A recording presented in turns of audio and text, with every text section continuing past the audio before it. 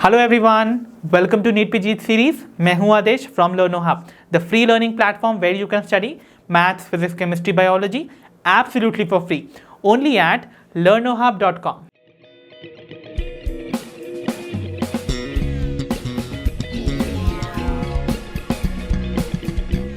तो बच्चों, हमारा आज का सेशन हमारे चैप्टर मिनरल न्यूट्रिशन का ही कंटिन्यूएशन वीडियो है, जहां पर हम चैप्टर के रिमेनिंग टॉपिक यानी कि metabolism of nitrogen in plants को डिटेल में कवर करने वाले हैं। So without wasting much time, let's get started.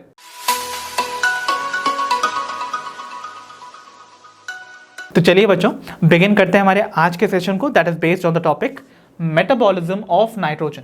ठीक है, तो नाइट्रोजन की मेटाबॉलिज्म को समझने से पहले let us try to get a few quick details about nitrogen as an element. तो बच्चों, नाइट्रोजन जो है वो है the most prevalent element inside any living organism after carbon, hydrogen and oxygen. So carbon, hydrogen and oxygen के बाद सबसे ज़्यादा अमाउंट में कोई एलिमेंट अगर किसी लिविंग ऑर्गेनिज्म में प्रेजेंट है, दैट इज नाइट्रोजन। ठीक है, ओके। अब ये किस फॉर्म में आपको देखने को मिलेगा किसी भी लिविंग ऑर्गेनिज्म के अंदर? So they are part of several important biomolecules. तो नाइट्रोजन पार्ट होता है ऑफ अमाइनो एसिड्स, क्योंकि भाई आप जानते हैं ना, अमाइनो ग्रुप अगर किसी भी एसिड में प्रेजेंट है, डेफिनेटली वो अमाइनो एसिड है, और अमाइनो एसिड में अमाइनो ग्रुप प्रेजेंट होगा जिसमें नाइट्रोजन तो डेफिनेटली प्रेजेंट होगा ही ना। ओके, सो अमाइनो एसिड्स का ये पार्ट है, और अमाइनो एसिड्स कंबाइन करते हैं टू फॉर्म प्रोटीन्स। तो इसका मतलब ये प्रोटीन्स का भी पार्ट होंगे। अब बहुत सारे प्रोटीन्स जो है वो हार्मोन्स की तरह भी एक्ट करते हैं, तो इसका मतलब हुआ कि हार्मोन्स भी नाइट्रोजन कंटेनिंग हुए, right. And they are also the part of several energy related molecule, जैसे कि है क्लोरोफिल, जो कि बेसिकली एक ग्रीन पिगमेंट है जो कि ग्रीन प्लांट्स को उनका ग्रीन कलर इम्पार्ट करती है, हेंस ये उनका भी पार्ट है। और साथ ही साथ ये पार्ट होते हैं सेवरल वाइटामिन्स के। ओके, सो इतने सारे इंपॉर्टेंट बायोमोलिक्यूल्स का ये कॉन्स्टिट्यूएंट है, इसीलिए they are essential. Okay okay, अब हम बात करते हैं इसकी रिजर्वॉयर की। तो रिजर्वॉयर बेसिकली वो आपको एरिया बताता है जहाँ पर कि एक स्पेसिफिक एलिमेंट सबसे ज़्यादा क्वांटिटी में प्रेजेंट है। तो इसका रिजर्वॉयर है द एटमॉस्फेयर, जहाँ पर ये प्रेजेंट है 78% बाय वॉल्यूम, राइट। तो मतलब वहाँ पर 78% जो एंटायर आपके एटमॉस्फेयर का वॉल्यूम है वो नाइट्रोजन ऑक्यूपाई करती है as dinitrogen molecule. Okay, so dinitrogen gas के फॉर्म में ये एग्जिस्ट करती है, जहाँ पर दो नाइट्रोजन एटम्स आपस में ट्रिपल कोवैलेंट बॉन्ड्स के थ्रू अटैच्ड होते हैं, राइट। सो इस तरीके से आपको नाइट्रोजन एटमॉस्फेयर में अवेलेबल नजर आएगी। बट अगर बात की जाए सॉइल की, तो सॉइल में ये आपको लिमिटेड अमाउंट में अवेलेबल नजर आती है। और क्यों भाई? इसके बारे में हमने अपने इसी चैप्टर के सेशन के लास्ट वीडियो में देखा था कि कैसे कोई भी न्यूट्रिएंट प्लांट्स के लिए लिमिटेड सप्लाई में ही अवेलेबल होता है। द रीजन बीइंग क्योंकि सॉइल के अंदर उन्हीं न्यूट्रिएंट्स के लिए आपको कंपटीशन देखने को मिलता है बिटवीन प्लांट्स और उस सॉइल में प्रेजेंट सेवरल माइक्रो ऑर्गेनिजम्स के बीच में। सो क्या होता है, सॉइल में present plants and micro organisms compete करते हैं इस लिमिटेड नाइट्रोजन के लिए, और ऑब्वियसली इसी वजह से जो प्लांट्स हैं उनको सफिशिएंट अमाउंट ऑफ नाइट्रोजन मिल नहीं पाती है। सो इसीलिए it becomes a limiting nutrient या factor. So nitrogen thus becomes a limiting nutrient in both natural as well as agricultural ecosystem. So agricultural ecosystem में अगर इनकी सप्लाई कम हो जाए तो we can cater for it by supplying more and more nitrogen in the form of inorganic fertilisers. Okay, तो ये सारी चीज़ें भी मैंने अपने लास्ट सेशन में डिस्कस की हुई हैं। So I hope basic introduction to nitrogen आपको समझ आया होगा। तो आइए बच्चों, डिस्कस करते हैं हमारा next topic, that is nitrogen cycle. So pay attention बच्चों, ये एक इंपॉर्टेंट टॉपिक है।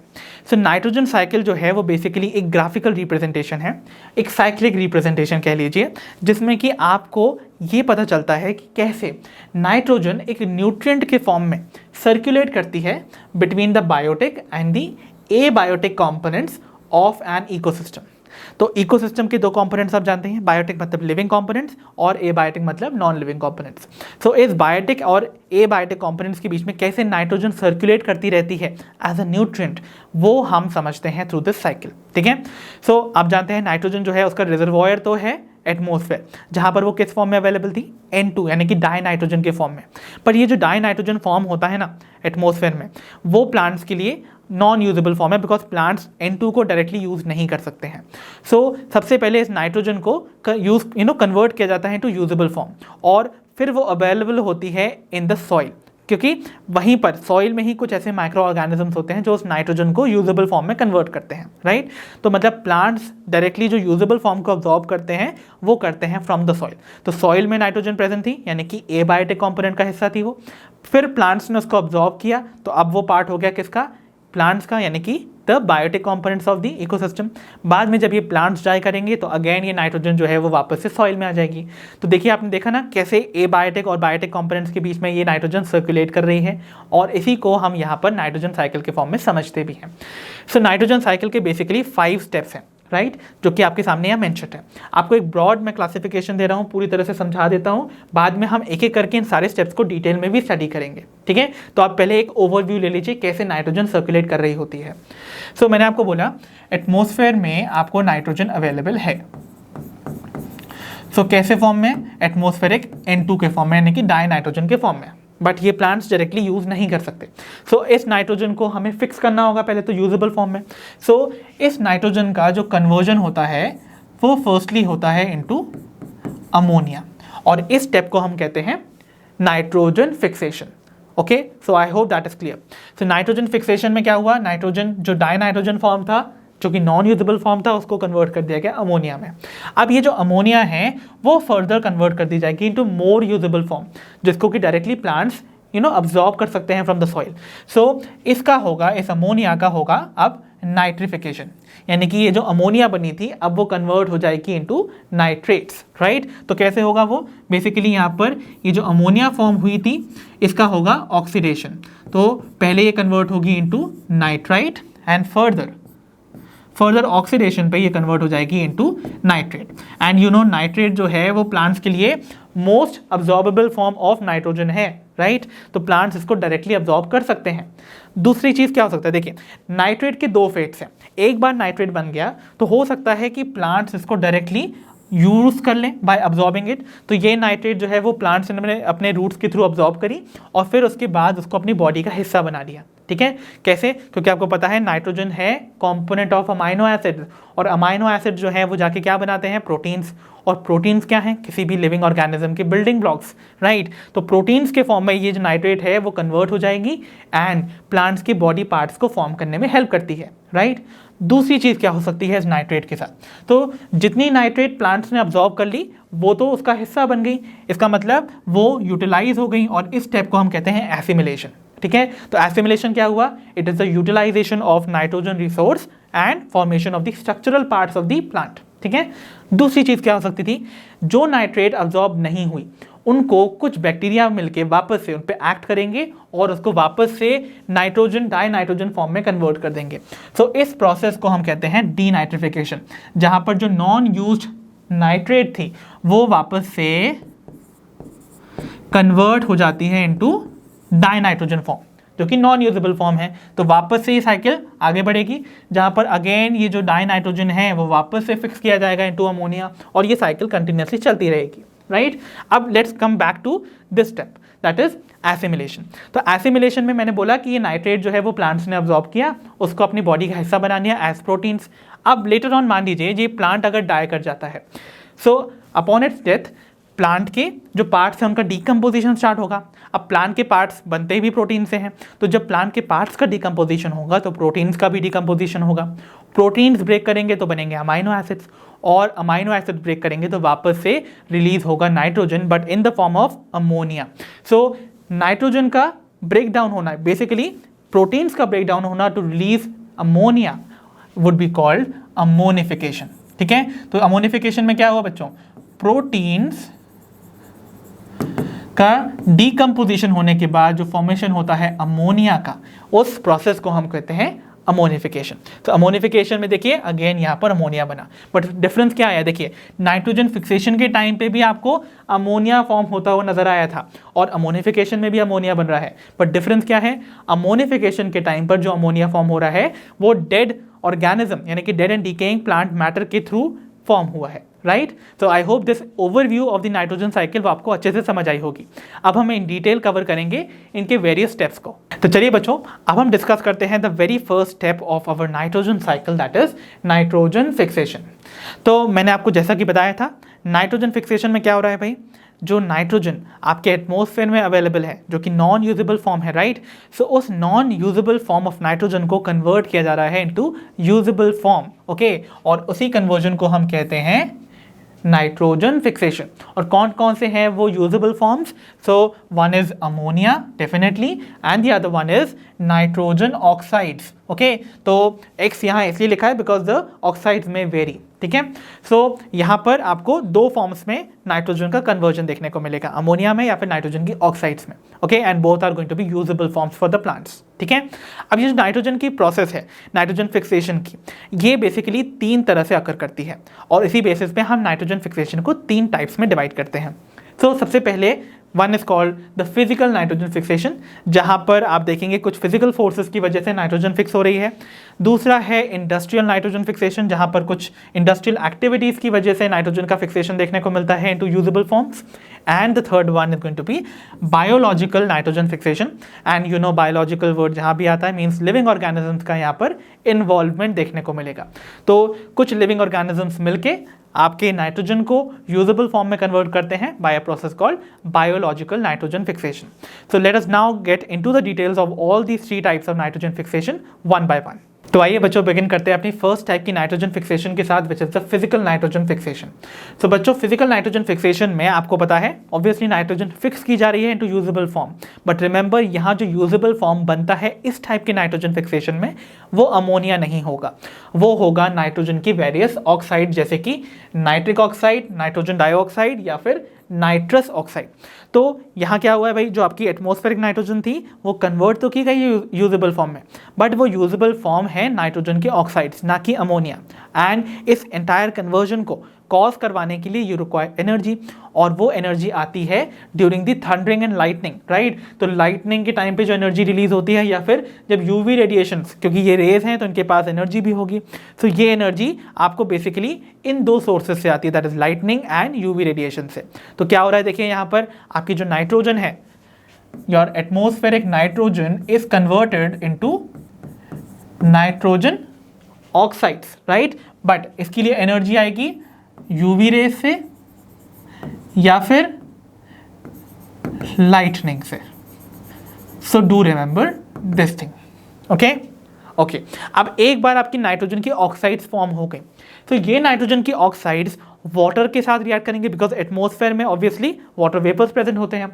सो ये जो नाइट्रोजन ऑक्साइड्स बनी ये रिएक्ट करेंगी विथ वाटर, और जब ये वाटर के साथ रिएक्ट करेंगी तो यू नो क्या बनती हैं भाई, दे फॉर्म एसिड्स, राइट। सो इनका वाटर के साथ reaction would result into formation of acids like nitrous acid यानी कि HNO2 या फिर HNO3 that is nitric acid. तो क्या होगा भाई, इनका वाटर के साथ होगा रिएक्शन और बनेगा क्या, एसिड। अब ये एसिड जो है वो फर्दर फॉल करेंगे on the earth as acid rain, right. So आपको पता चल गया ना, नाइट्रस एसिड बना, नाइट्रिक एसिड बना, अब ये अर्थ के ऊपर गिरेंगे एज एसिड रेन, और जाके गिरेंगे जब सॉइल पर, तो ये एसिड सॉइल में प्रेजेंट कुछ minerals like calcium, potassium and ammonium के साथ रिएक्ट करेंगे टू फॉर्म रिस्पेक्टिव सॉल्ट्स। कौन कौन से, calcium nitrate, right, like potassium nitrate, ammonium nitrate, और ये नाइट्रेट्स के सॉल्ट्स बनने के बाद क्या होगा, व्हाट विल हैपन नाउ, जब ये सॉल्ट्स ब्रेक होंगे एज आयंस, तो नाइट्रेट फॉर्म जो है वो अवेलेबल हो जाएगा इन द सॉइल, और nitrate is the most absorbable form of nitrogen for the plants, and इसीलिए प्लांट्स के पास नाइट्रोजन अवेलेबल हो जाएगी through this type of nitrogen fixation. So I hope the concept of physical nitrogen fixation is very clear. तो आइए बच्चों, अब हम देखते हैं हमारा सेकंड टाइप का nitrogen fixation, that is industrial nitrogen fixation. So industrial nitrogen fixation as the name suggest, यहाँ पर हम देखने वाले हैं कि इंडस्ट्रीज का क्या रोल है you know to convert nitrogen into usable forms for the plants to absorb. तो आप जानते हैं यू नो जो नाइट्रोजन का ऑक्साइड्स का एमिशन होता है वो आपको वेरियस सोर्सेज से देखने को मिलता है। तो जो नाइट्रोजन ऑक्साइड्स हैं वो इंडस्ट्रियल कंबस्शन के दौरान, जैसे कि आपको देखने को मिल रहा है, उस टाइम पर जब कंबस्टन होता है तब आपको फॉर्म होती हुई नजर आती है। इवन जब फॉरेस्ट फायर्स होती हैं तो फॉरेस्ट फायर्स के टाइम पे भी कंबस्टन ही हो रहा है ना, तो कंबस्टन में अगेन नाइट्रोजन ऑक्साइड्स फॉर्म होती हुई नजर आती हैं। या फिर अगर बात की जाए ऑटोमोबाइल्स के एग्जॉस्ट की, सो ऑटोमोबाइल्स की देखिए आप एग्जॉस्ट देख रहे होगे, सो इन एग्जॉस्ट में भी नाइट्रोजन जो है वो ऑक्साइड्स के फॉर्म में रिलीज होते हैं। एंड मोर ओवर जो पावर जनरेटिंग स्टेशन होते हैं उनसे भी नाइट्रोजन ऑक्साइड्स रिलीज होती हैं। सो इन नाइट्रोजन ऑक्साइड्स का क्या फेट होगा? वही फेट होगा जो कि फिजिकल नाइट्रोजन फिक्सेशन के टाइम पर आपको देखने को मिला था, जो कि नाइट्रोजन ऑक्साइड्स हैं, ये रिएक्ट करेंगे विद द वाटर वेपर जो कि मॉइस्चर के फॉर्म में प्रेजेंट है इन द एटमॉस्फेयर, और जब ये रिएक्ट करेंगे so they will form acids और फॉल डाउन करेंगे on the earth as acid rains, और सॉइल में प्रेजेंट मिनरल आयंस के साथ रिएक्ट करेंगी टू फॉर्म रिस्पेक्टिव सॉल्ट्स, और नाइट्रेट्स के फॉर्म में ये अवेलेबल हो जाएंगी टू द प्लांट्स। तो this how industrial nitrogen fixation जो है वो अपना रोल प्ले करता है to provide fixed form of nitrogen for the plants to absorb. तो आइए बच्चों अब हम डिस्कस करते हैं हमारा थर्ड टाइप का nitrogen fixation, that is called biological nitrogen fixation. तो एज यू नो यहाँ पर वर्ड बायोलॉजिकल ऐड हो गया, दैट मीन्स यहाँ पर आपको डेफिनेटली लिविंग ऑर्गेनिज्म देखने को मिलेंगे जो कि नाइट्रोजन को यानी कि एटमॉस्फेरिक नाइट्रोजन को यूजेबल फॉर्म ऑफ नाइट्रोजन में कन्वर्ट करेंगे, और वो जो यूजेबल फॉर्म ऑफ नाइट्रोजन होगा इस बार वो होगा अमोनिया। ओके तो यानी कि नाइट्रोजन N2 का कन्वर्जन हुआ into ammonia using living organisms. तो बेसिकली देखिए नाइट्रोजन में एडिशन हो गया ना हाइड्रोजन का एक तरह से, और एडिशन ऑफ हाइड्रोजन क्या होता है भाई? रिडक्शन, है ना। तो इसीलिए आपको नाइट्रोजन का रिडक्शन देखने को मिलेगा into ammonia by living organisms in biological nitrogen fixation. And remember जो लिविंग ऑर्गेनिज्म नाइट्रोजन की फिक्सेशन करते हैं वो बेसिकली होते हैं यूजुअली बैक्टीरिया। ओके तो they are prokaryotic in nature. So ये काम जो है वो प्रोकैरियोट्स ही कर सकते हैं और प्लांट्स नहीं कर सकते। रिमेंबर प्लांट्स जो है वो नाइट्रोजन फिक्सेशन कैरी आउट नहीं कर सकते बिकॉज उनके पास नाइट्रोजन को फिक्सेशन करवाने के लिए जो एंजाइम की रिक्वायरमेंट होती है वो अवेलेबल नहीं होता, और वो बेसिकली अवेलेबल होते हैं प्रोकैरियोटिक स्पीशीज में, लाइक राइजोबियम जो कि एक बैक्टीरिया है, okay, Frankia, Nostoc and Anabaena. Nostoc and Anabaena basically क्या थे? दे वर साइनोबैक्टीरिया या फिर blue green algae and they were also prokaryotes, right. So ये जो नाइट्रोजन फिक्सेशन या biological nitrogen fixation carry out करवाते हैं दे आर प्रोकैरियोटिक स्पीशीज, जो कि आपके सामने कुछ मेंशन है।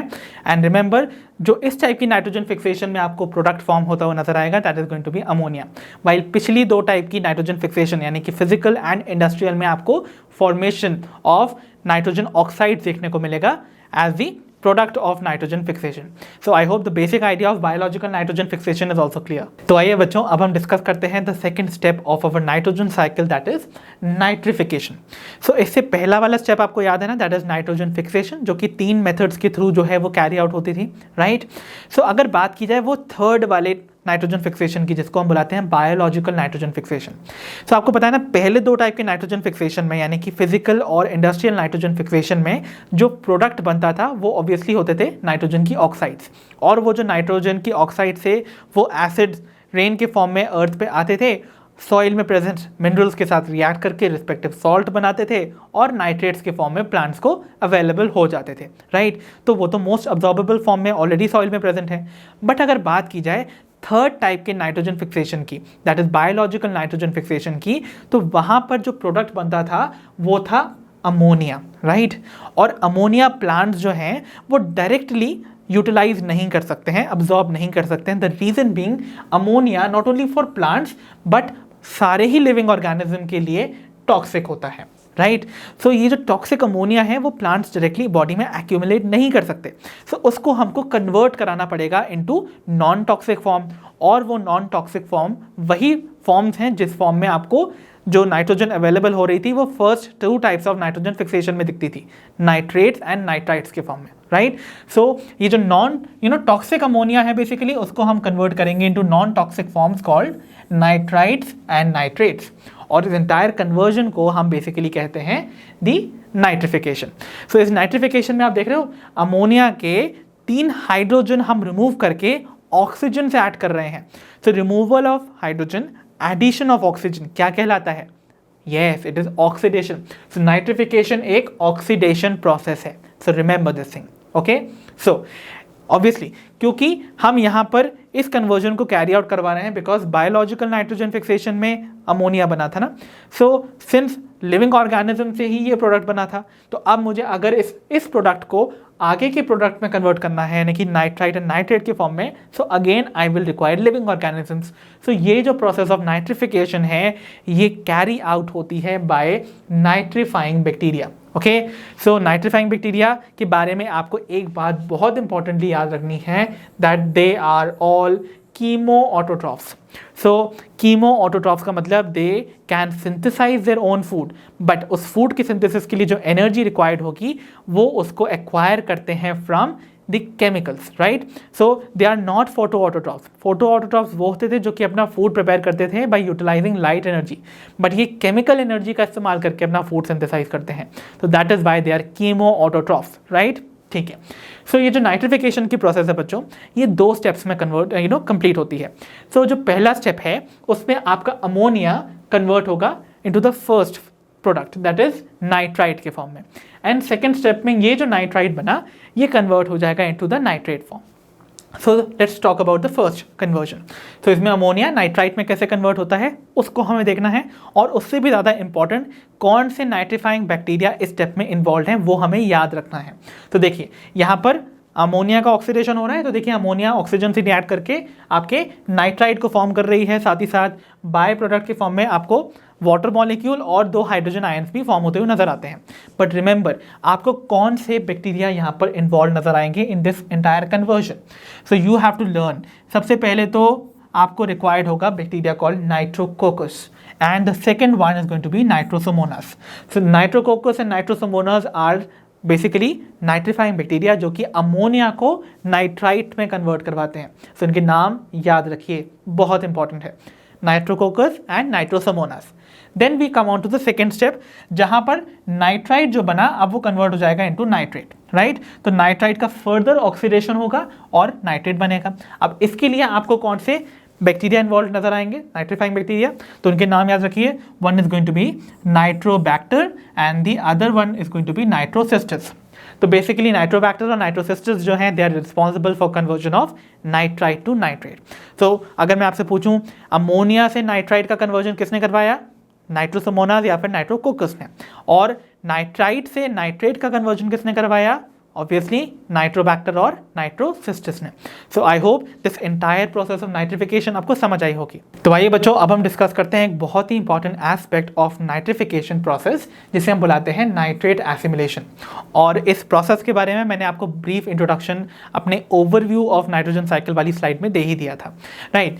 सो सिंस आपको पता है नाइट्रिफिकेशन की प्रोसेस में नाइट्रेट्स का फॉर्मेशन तो हो गया ना, आपके नाइट्रेट आयन बन गए, और नाइट्रेट जो है वो मोस्ट रेडिली अब्जॉर्बेबल फॉर्म होता है of nitrogen for the plants. तो प्लांट्स बहुत रेडिली जो है वो नाइट्रेट्स को अब्जॉर्ब कर लेते हैं फ्रॉम द सॉइल, ठीक है। सो मान लेते हैं कि एक सॉइल में आपकी नाइट्रीफाइंग बैक्टीरिया की एक्टिविटी की वजह से नाइट्रेट अवेलेबल है, तो प्लांट्स इनको डायरेक्टली अब्जॉर्ब कर लेगा, ठीक है। और आफ्टर अब्जॉर्बिंग इट, ये जो प्लांट है वो इसको सप्लाई करेगा to all it green plants, ठीक है। तो सारे ग्रीन पार्ट्स जो थे प्लांट के, वहाँ पर ये जो नाइट्रेट है that is going to be supplied, ठीक है। लेट्स सी लाइक दिस, ठीक है। सो मान लेते हैं यहाँ इन सभी पार्ट्स पे नाइट्रेट पहुँच चुका है। अब यहाँ पर जाने के बाद आपके नाइट्रेट का फर्दर ब्रेक डाउन होता है, या फिर आप कह सकते हो रिडक्शन होता है, और रिवर्स रिएक्शन टेक्स प्लेस होती है। जैसे कि आपको पता है ना, नाइट्रिफिकेशन की प्रोसेस में आपने देखा था कैसे अमोनिया का ऑक्सीडेशन हुआ था किसमें, into nitrite, and further nitrite का ऑक्सीडेशन हुआ था इनटू नाइट्रेट। अब once this nitrate reaches the green parts of the plant, वहाँ पर जाके उसका रिडक्शन स्टार्ट हो जाता है, यानी कि रिवर्स रिएक्शन स्टार्ट हो जाती है। तो एक बार नाइट्रेट पहुँच गया ग्रीन पार्ट्स के पास, ठीक है, अब ये रिड्यूस हो जाएगा। तो रिड्यूस होने के बाद कौन सा फॉर्म बनेगा, नाइट्रेट रिड्यूस करने के बाद बनाएगा नाइट्राइट। और इस स्टेप को कैटलाइज कराने के लिए यू रिक्वायर एन एंजाइम जिसका नाम है nitrate reductase. So I hope आपको याद होगा, मैं जब आपको रोल ऑफ माइक्रोन्यूट्रिएंट्स पढ़ा रहा था तो मैंने एक स्पेसिफिक एलिमेंट के बारे में बताया था कि वो इस एंजाइम का एक कंपोनेंट है, right. So that is going to be molybdenum. So इस एंजाइम नाइट्रेट रिडक्टेज का जो मेजर आप कह सकते हो एक कंपोनेंट है, that is going to be a micro element called molybdenum, जो कि इसकी एक्टिविटी को रेगुलेट करता है। सो मोलिब्डेनम इसीलिए कहा जाता था कि नाइट्रोजन मेटाबॉलिज्म में अपना रोल प्ले करता है, ठीक है, क्योंकि वो नाइट्रोजन एसिमिलेशन के टाइम पर क्या करेगा, नाइट्रेट का नाइट्राइट में कन्वर्जन करवाता है, ठीक है। अब एक बार नाइट्राइट बन गया, नाइट्राइट का फर्दर रिडक्शन होगा, तो अगेन क्या होगा, फर्दर रिडक्शन के बाद आपको बनता हुआ नजर आएगा क्या, अमोनिया। और इस स्टेप को फैसिलिटेट कराने के लिए you again require an enzyme called nitrite reductase, ठीक है। और इसके लिए you require copper and iron as its component, ठीक है। तो इनमें दो अगेन आप कह सकते हो माइक्रो एलिमेंट्स का इन्वॉल्वमेंट है, that is copper and iron. तो दोनों ही इस एंजाइम का पार्ट हैं जो कि नाइट्राइट को अमोनिया में कन्वर्ट करते हैं। फर्दर एक बार अमोनिया बन गया जो कि टॉक्सिक फॉर्म है, तो इसमें एडिशन होता है एक प्रोटॉन का, यानी कि हाइड्रोजन आयन का। अब हाइड्रोजन आयन अमोनिया में ऐड हो जाएगा तो फॉर्म हो जाएगा अमोनियम आयन। अब नाइट्रोजन आपको पता है अमोनिया भी टॉक्सिक था, हाइड्रोजन एडिशन के बाद अमोनियम आयन जो बना ये भी टॉक्सिक है। तो ये आपकी प्लांट की बॉडी में एक्यूमुलेट नहीं हो सकता है, ये इमीडिएटली कन्वर्ट कर दिया जाता है into formation of amino acids, ठीक है। सो ये आपका जो अमोनियम आयन है इसको यूटिलाइज किया जाएगा टू फॉर्म अमाइनो एसिड्स, और अमाइनो एसिड्स लिंक होते जाते हैं by peptide linkage to form proteins. और प्रोटीन्स का फॉर्मेशन होना यानी कि ऑब्वियसली द स्ट्रक्चरल या building blocks of the body, right. तो प्लांट्स इसको अपनी बॉडी का हिस्सा बनाना स्टार्ट करते हैं और अपनी बॉडी के स्ट्रक्चर को फॉर्म करना स्टार्ट करते हैं। सो दिस हाउ नाइट्रेट्स का एसिमिलेशन यानी कि यूटिलाइजेशन होता है to form the plant body, okay, by the formation of proteins. तो चलिए बच्चों बढ़ते हैं अपने next step of the nitrogen cycle की ओर, that is ammonification, right. So बच्चों मैंने आपको पिछले स्टेप में बताया कैसे नाइट्रेट एसिमिलेशन के टाइम पे नाइट्रोजन प्लांट की बॉडी का एक इंटीग्रल पार्ट बन जाता है in the form of proteins, right. अब मान लीजिए ये प्लांट्स जो है वो उनकी डेथ हो जाती है, ओके।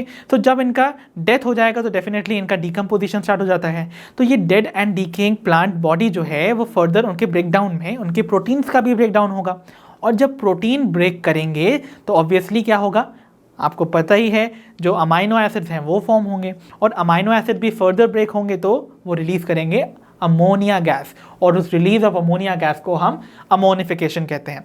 सो बेसिकली देखिए it is a formation of ammonia due to decomposition of dead organisms, okay. तो डेड ऑर्गेनिजम्स भी हो सकता है, साथ ही साथ एक्सक्रीशन ऑफ लिविंग ऑर्गेनिजम्स। तो भाई ये बात यहाँ क्यों आई इसको समझने की कोशिश करते हैं। सो मान लीजिए ये एक प्लांट था, सो इस प्लांट के पास प्रोटीन्स होंगे, प्रोटीन्स तो डेफिनेटली इस प्लांट को जब एक एनिमल ने खाया होगा तो उसका सब्सटैंशियल पार्ट ऑफ प्रोटीन जो है वो इस एनिमल के पास पहुंचा होगा। तो मान लेते हैं, और आपको पता है कि लिविंग ऑर्गेनिज्म या फिर कोई एनिमल अगर है तो वो ऑब्वियसली एक्सक्रीशन करता है, और एक्सक्रीशन में रिमूवल होता है नाइट्रोजनस वेस्ट का। सो अगेन नाइट्रोजन कंटेनिंग जो वेस्ट है वो भी बाहर आ जाता है। सो ये तीनों चीज़ें जो हैं जब इनका डिकम्पोजिशन होता है, इनका ब्रेकडाउन होता है, तो आपको ammonia as a product form होता हुआ नजर आएगा। सो जब ये प्लांट डेड कर जाएगा या फिर ये जो एनिमल है वो डेड हो जाएगा या फिर इन एक्सक्रीटा का डिकम्पोजिशन होता है, तो एंटायर प्रोसेस के दौरान ब्रेकडाउन होने की वजह से रिलीज होती है गैस जिसे हम बुलाते हैं अमोनिया। सो इस entire process of formation of ammonia को from the dead and decaying organic matter या फिर excretion of the living organism, इसको हम कहते हैं अमोनिफिकेशन, ठीक है। और ये कैरी आउट होते हैं by bacteria like bacillus ramosus या फिर bacillus vulgaris. So remember bacillus की जो स्पीशीज हैं they are responsible in ammonification process, जिसमें कि बैसिलस रैमोसस और आपका बैसिलस वल्गैरिस इज रिस्पॉन्सिबल, ठीक है। तो जैसा कि मैंने बताया ये दो स्टेप्स में कवर कंप्लीट होगा। पहला है ब्रेकडाउन ऑफ प्रोटीन्स, तो सबसे पहले जो प्रोटीन्स बने थे ना प्लांट की बॉडी के अंदर उनका ब्रेकडाउन होगा, तो वो प्रोटीन्स छूटेंगे तो वो अमीनो एसिड्स में ब्रेक हो जाएंगे, और इस प्रोसेस को, इस ब्रेकडाउन ऑफ प्रोटीन को हम क्या कहेंगे भाई, प्रोटियोलाइसिस, राइट। सो प्रोटियोलाइसिस क्या होता है भाई, प्रोटीन का लाइसिस होना यानी कि ब्रेकडाउन होना, राइट। एंड सेकेंड स्टेप, अब ये जो अमाइनो एसिड्स बने, इनका फर्दर ब्रेक डाउन होगा। सो अमाइनो एसिड्स क्या हुए, वो एसिड्स या ऑर्गेनिक एसिड्स जिनमें अमाइनो ग्रुप था। सो अगर इस अमाइनो ग्रुप को हम रिमूव कर दें तो ऑर्गेनिक एसिड ही मिल जाएगा ना, और अमाइनो ग्रुप अलग हो गया एज अमोनिया। तो देखिए रिमूवल ऑफ अमोनिया कैसे होगा, इस रिमूवल ऑफ अमोनिया को हम कहते हैं डीएमिनेशन। ठीक है, सो जो सेकेंड स्टेप है that is deamination, because de means होता है रिमूव, एमिनेशन मतलब amine group. So amino group जो है वो रिमूव हो जाएगा from the amino acid. So amino acids का breakdown will release ammonia gas और organic acid would be formed. ठीक है, so I hope this entire process of ammonification is also very clear to all of you. तो चलिए बच्चों discuss करते हैं हमारे नाइट्रोजन साइकिल की लास्ट स्टेप को, दैट इज डीनाइट्रिफिकेशन। ठीक है, तो बच्चों आपने नाइट्रोजन साइकिल की एंटायर प्रोसेस देखी कि कैसे जो नॉन यूजेबल फॉर्म था नाइट्रोजन का दैट वाज N2, उसको कन्वर्ट किया गया into ammonia bye the process of nitrogen fixation. अब उस अमोनिया क्योंकि वो टॉक्सिक थी प्लांट्स के अंदर, उसको फर्दर कन्वर्ट किया गया था into non toxic form that was the nitrites and nitrates. तो नाइट्रेट्स का फॉर्मेशन हुआ bye the process of nitrification. ठीक है, ओके। सो ये जो नाइट्रिफिकेशन है ये मोस्ट ऑब्जॉर्बेबल फॉर्म है प्लांट्स के लिए ऑफ नाइट्रोजन, तो प्लांट्स इसको ऑब्जॉर्ब भी कर लेते थे, राइट। तो कुछ ऐसे भी तो नाइट्रेट्स होंगे जो कि प्लांट्स ऑब्जॉर्ब नहीं करता होगा, राइट। तो देखिए कुछ कंडीशन आप ऐसे समझने की कोशिश कीजिए कि एक प्लांट है, ये उसकी सॉइल की कंडीशन है जहाँ पर नाइट्रेट्स अवेलेबल फॉर्म में है, राइट, और प्लांट्स उसको रेडिली ऑब्जॉर्ब भी करते हैं। सो मान लेते हैं कुछ नाइट्रेट के आपके रेडिकल्स जो हैं वो प्लांट्स ने ऑब्जॉर्ब भी कर लिए, while what about the other nitrates जो ऑब्जॉर्ब नहीं हुए। सो ऐसे नाइट्रेट्स को वापस से जो नॉन यूजेबल फॉर्म था नाइट्रोजन का दैट वाज N2 फॉर्म, उस फॉर्म में कन्वर्ट कर दिया जाता है by the activity of certain bacteria जिन्हें हम बुलाते हैं डीनाइट्रीफाइंग बैक्टीरिया। ओके, सो इस एंटायर प्रोसेस जिसमें कि जो नाइट्रेट है उसका वापस से रिडक्शन हो जाता है, बिकॉज देखिए NO3 का कन्वर्जन हो रहा है N2 में, मतलब रिमूवल ऑफ ऑक्सीजन हो रहा है, और रिमूवल ऑफ ऑक्सीजन कहलाता है रिडक्शन। तो यहाँ पर जो नाइट्रेट है वो रिड्यूस होके अगेन डाई नाइट्रोजन यानी कि N2 फॉर्म में कन्वर्ट हो रहे हैं बाय सर्टेन बैक्टीरिया जिन्हें हम बुलाते हैं डीनाइट्रीफाइंग बैक्टीरिया, और इस एंटायर प्रोसेस को हम बुलाते हैं डीनाइट्रिफिकेशन। ठीक है, और ये कैरी आउट कराते हैं वो बैक्टीरिया। तो डीनाइट्रीफाइंग बैक्टीरिया के एग्जाम्पल जो आपको याद रखने हैं, they are going to be Thiobacillus denitrificans and the other one is going to be Pseudomonas denitrificans. So as the name suggests, नाम में ही इनके आंसर है, तो denitrificans इनकी स्पीशीज है जो कि denitrification कॉज करवाती है।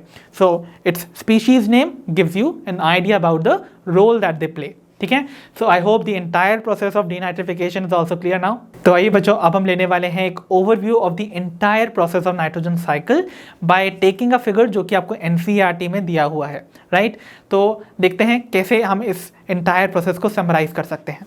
सो देखिए यू नो वेरी वेल जो आपका रिजर्वॉयर है of nitrogen that is atmosphere, जहाँ पर नाइट्रोजन जो है वो N2 फॉर्म में यानी कि डाई नाइट्रोजन गैस के फॉर्म में अवेलेबल है, बट ये जो नाइट्रोजन है वो प्लांट्स अब्जॉर्ब नहीं कर सकते। ठीक है, तो इसको पहले तो फिक्स किया जाता है।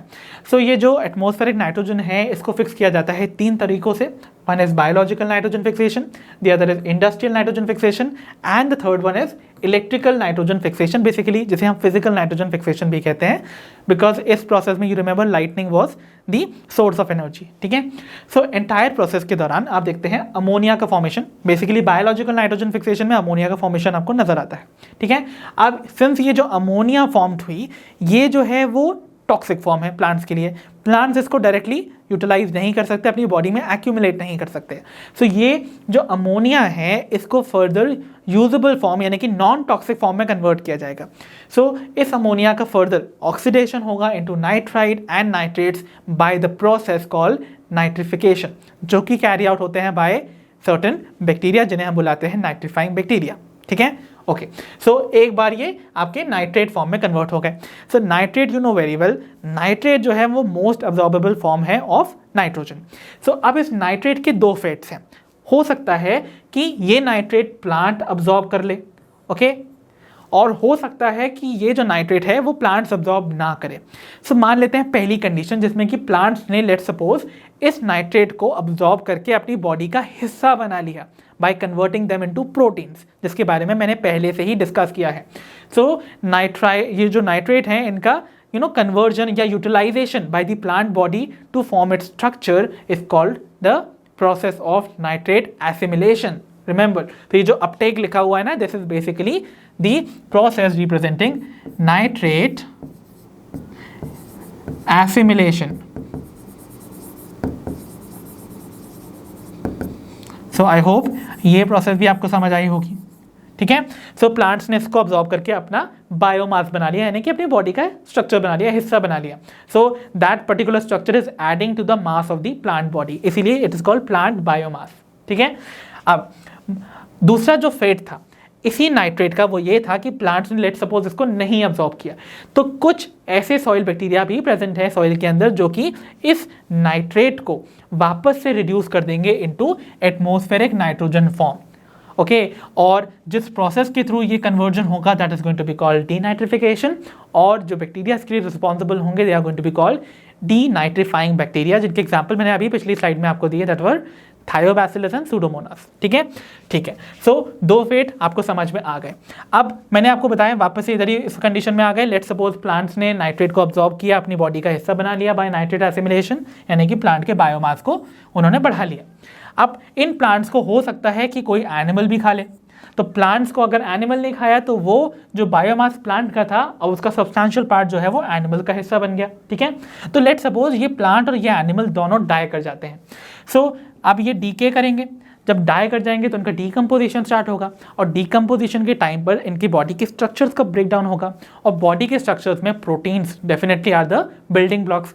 तो प्रोटीन का ब्रेकडाउन होगा तो रिलीज होती है गैस जिसे हम बुलाते हैं अमोनिया, और इस प्रोसेस को जिसके थ्रू प्रोटीन्स के ब्रेकडाउन से अमोनिया का रिलीज होता है by the dead and decaying organic matter, this is going to be called as ammonification, ठीक है। तो अमोनिफिकेशन से अमोनिया गैस इज रिलीज्ड। अब ये अमोनिया गैस अगेन इस सॉइल पूल में एंटर कर जाएगी एंड वापस से ये एंटायर साइक्लिक प्रोसेस जो है वो कंटिन्यू हो सकती है। So I hope this entire overview of the nitrogen cycle through this figure जो कि आपको एनसीईआरटी में मेंशन है वो आपको पूरी तरह से समझ आ चुका होगा। तो बच्चों, after completion of our entire process of nitrogen cycle we are going to study about a small yet significant portion of its entire process, that is biological nitrogen fixation. So बच्चों, as you all know, biological nitrogen fixation नाम बता रहा है कि यहाँ पर living organism का इस्तेमाल किया गया है to fix nitrogen into which form? That was ammonia. Remember, biological nitrogen fixation में अमोनिया बनती है एज अ प्रोडक्ट, और ये कैरी आउट कराते थे लिविंग ऑर्गेनिज्म जो कि थे द बैक्टीरिया, और they all belong to the prokaryotic species जो कि आपको वेरियस नजर आती हैं। सो प्रोकैरियोटिक स्पीशीज क्यों भाई, क्यों ओनली प्रोकैरियोटिक स्पीशीज? बिकॉज इन्हीं के पास आपको नाइट्रोजन फिक्सेशन करवाने वाला एंजाइम दैट इज नाइट्रोजनेज देखने को मिलता है।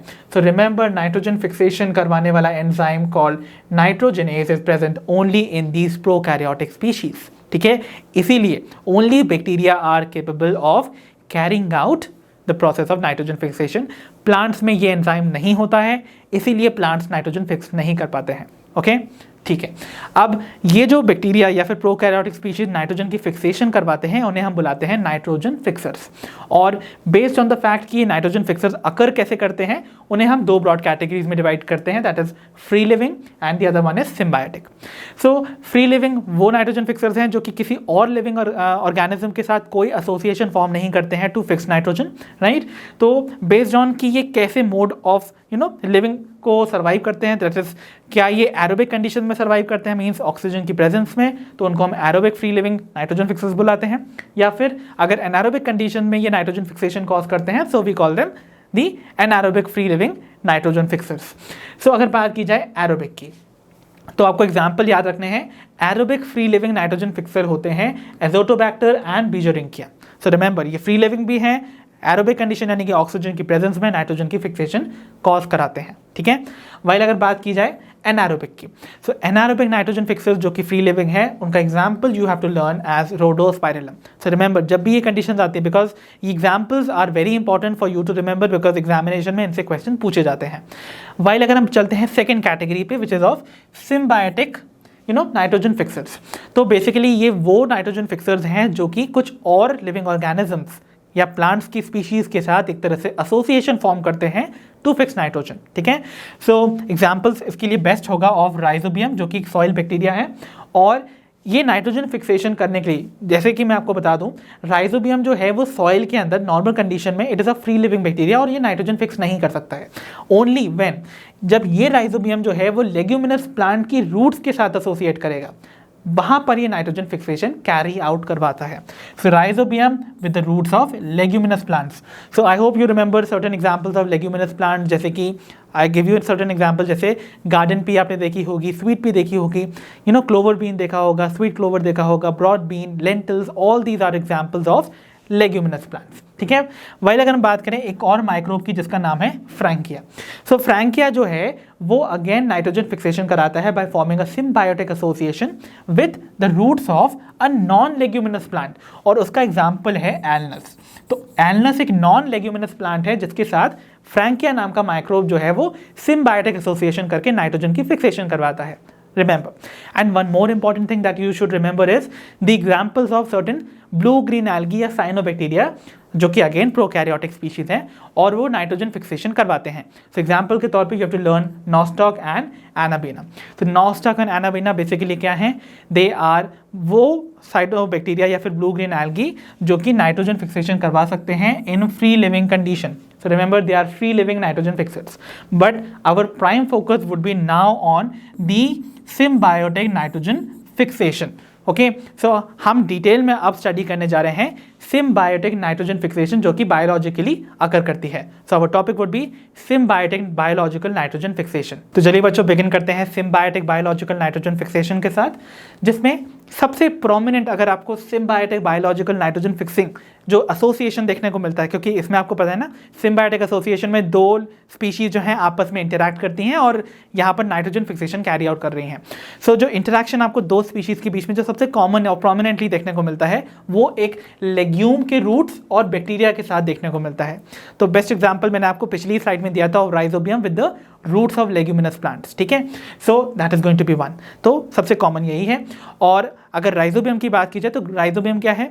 एक ग्राम negative rod shaped soil bacteria है। ओके, सो रिमेंबर यहाँ पर आपको दिखाया जा रहा है कि एक ग्राम नेगेटिव रॉड शेप्ड, क्योंकि ये बैसिलस स्पीशीज है एक तरह से। Okay, so gram negative rod shaped soil bacteria जिनका नाम है राइजोबियम, ये फॉर्म करते हैं the symbiotic association with the roots of leguminous plant, जैसा कि मैंने आपको पहले भी बताया था, as root nodules. Okay, so ये बैक्टीरिया आपको इन लेग्यूमिनस प्लांट की रूट्स में कुछ ऐसे रूट नोड्यूल्स पिंक कलर के जो आपको अपीयर करते हैं।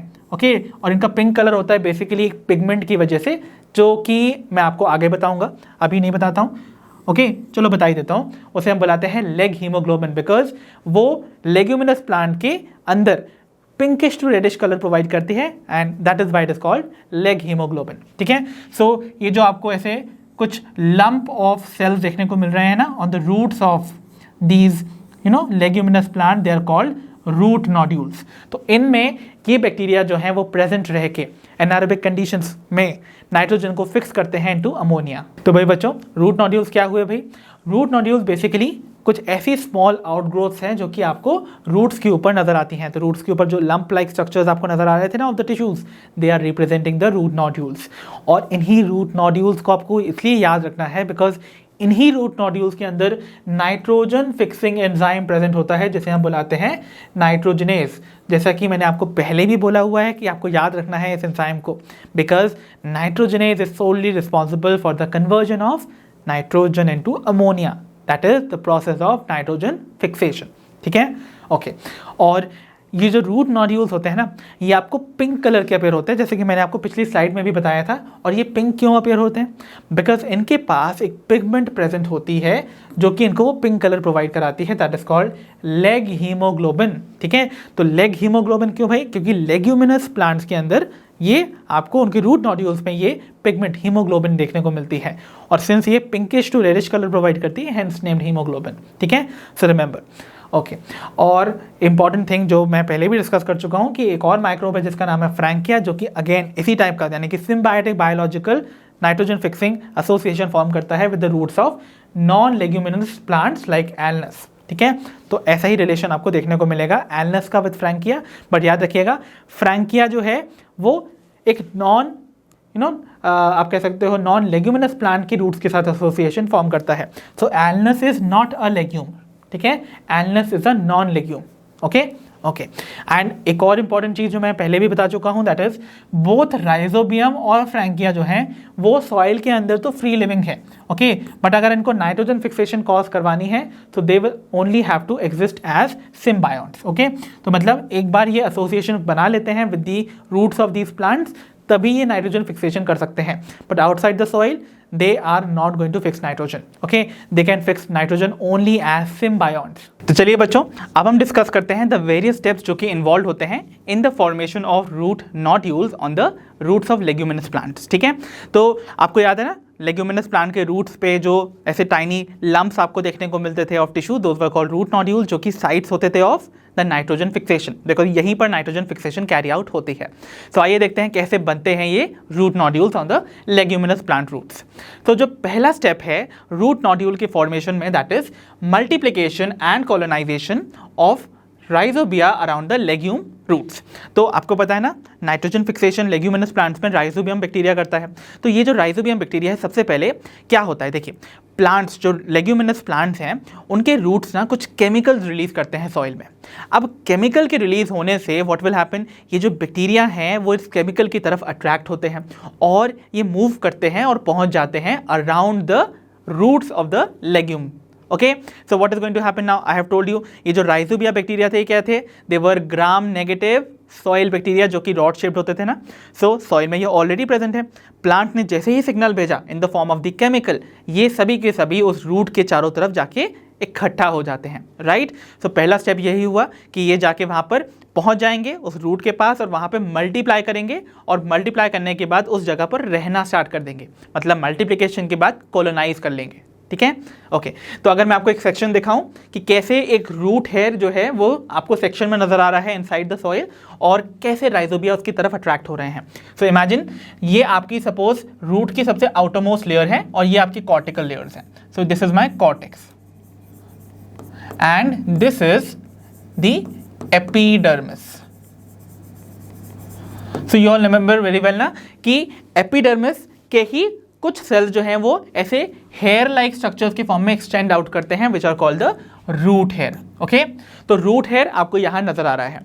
सो what is going to happen, जो राइजोबिया हैं वो इन रूट हेयर और एपिडर्मिस के आसपास ऐसे आकर इकट्ठा होना स्टार्ट कर देते हैं।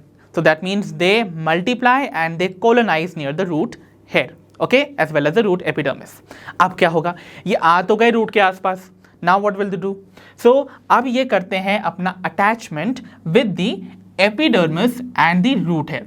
तो एक बार ये आ गए नियर द रूट्स, अब ये रूट की जो लेयर सबसे आउटरमोस्ट लेयर है यानी कि एपिडर्मिस और रूट हेयर पे जाके अटैच करते हैं, और अटैचमेंट की वजह से आप देखोगे जो इनका रूट हेयर होता है लेग्यूमिनस प्लांट के रूट्स के, वो अंदर की तरफ कर्ल कर जाते हैं, and this is the first symptom of infection. Okay, तो ये पहला सिम्टम है इन्फेक्शन का by the attack of rhizobium on the roots of leguminous plants. तो देखिए कैसी कंडीशन अराइज होती है, आप देख रहे हो ये जो रूट हेयर है ना, ये रूट हेयर ऐसे अंदर की तरफ कर्ल कर जाता है, और कर्लिंग के बाद आप देखोगे जितने भी राइजोबिया थे वो यहाँ पर इस कर्लिंग के अंदर जो डिप्रेशन बन रही है वहाँ पर जाकर इकट्ठा हो जाते हैं।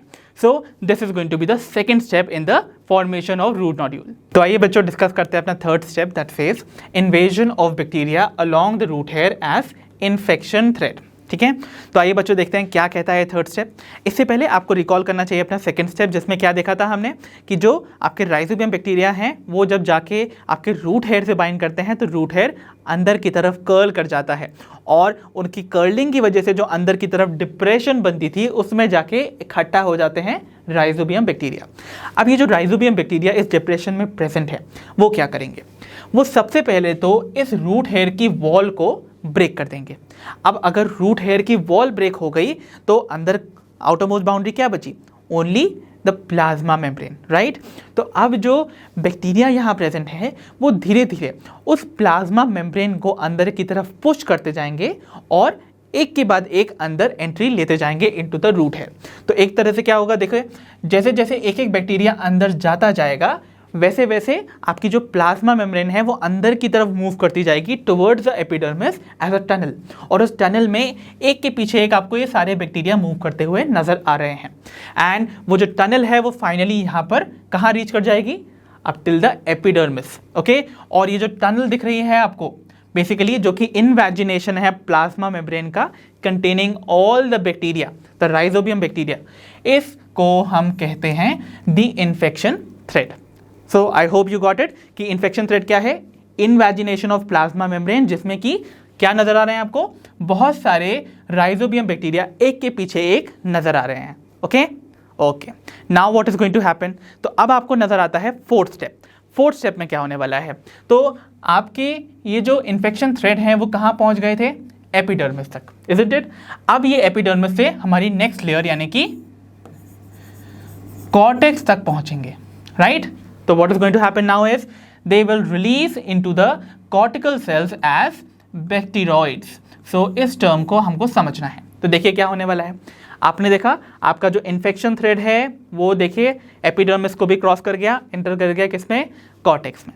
कॉर्टेक्स में जाते ही ये ब्रांच हो जाता है और सेवरल डिफरेंट सेल्स में देखिए अपनी ब्रांचेस दे रहा है ये इन्फेक्शन थ्रेड, राइट। अब ये कॉर्टिकल सेल्स में जाने के बाद जब ये हर सेल में एंटर करेगा तो ये बेसिकली जो इन्फेक्शन थ्रेड है ये पिंच ऑफ होता है in the form of small small vesicles. तो देखिए यहाँ पर जाने के बाद इसकी टिप पर आप देख रहे हो ये जो प्लाज्मा मेम्ब्रेन की इनवैजिनेशन है वो ऐसे एक छोटी सी वेसिकल के फॉर्म में रिलीज हो रही है, और उस वेसिकल के अंदर प्रेजेंट है आपका राइजोबियम बैक्टीरिया, इज़न्ट इट। तो ये बेसिकली क्या नजर आ रहे हैं आपको, these are the vesicle containing the rhizobia और द राइजोबियम बैक्टीरिया, और इन वेसिकल कंटेनिंग राइजोबिया को हम बुलाते हैं बैक्टीरॉइड्स। तो बेसिकली ये जो आपको वेसिकल नजर आ रही हैं कंटेनिंग द राइजोबियम बैक्टीरिया जो कि नाइट्रोजन फिक्सेशन करने वाले हैं अब, they are going to be called as bacteroids. So I hope इतने स्टेप्स भी आपको अच्छे से समझ आए होंगे। तो आइए बच्चों अब हम डिस्कस करते हैं the fifth and the last step of root nodule formation, which is the formation of root nodule due to induced cell division. ठीक है, तो देखिए बच्चों मैंने आपको बताया पिछले स्टेप में कि कैसे जो आपका इन्फेक्शन थ्रेड है वो कॉर्टिकल सेल्स तक पहुंच गया, यानी कि कॉर्टेक्स तक पहुंच गया। तो let's say this is my infection thread जो कि ऐसे ब्रांच करके पहुंच गया है कहां पर, आपके कॉर्टिकल सेल्स में। ओके ठीक है, और ये आपके क्या हैं, these are your rhizobium bacteria. और ये पिंच ऑफ कैसे हो रहे थे, they were pinching off as vesicles containing the rhizobia, और इन्हें हम क्या बुला रहे थे भाई, we were calling the structures as bacteroids. Okay, so these are your बैक्टीरॉइड्स।